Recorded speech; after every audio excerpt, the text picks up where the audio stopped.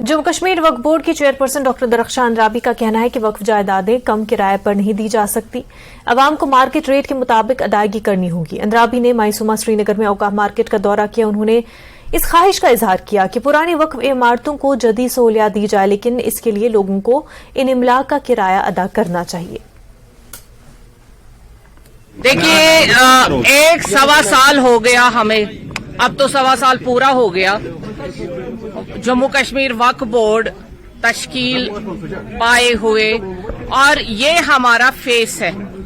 औकाफ market Lal Chowk हमारा asset है, और यहीं से वक्फ की बुनियाद भी पड़ी हुई है।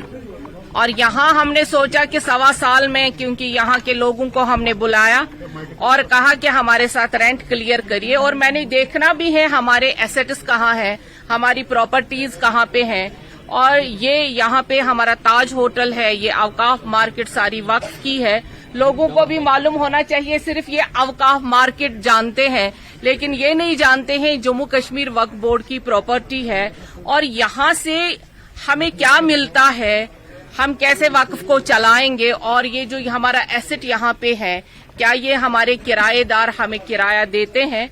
आज हम उसी का, क्योंकि ऑफिस में दरख्शां बैठ के हिसाब देखे ये तो पहले दिन से नामुमकिन रहा है।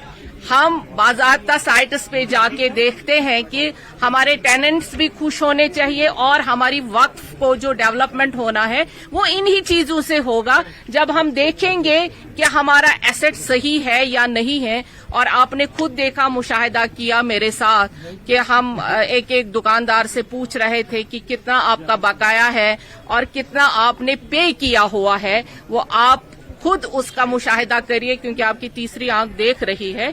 उसमें मुझे कुछ नहीं कहना, अभी बहुत बाकी है, अभी इब्तिदा ही है। खबरों का सिलसिला आगे भी जारी रहेगा, उससे पहले एक छोटा सा ब्रेक।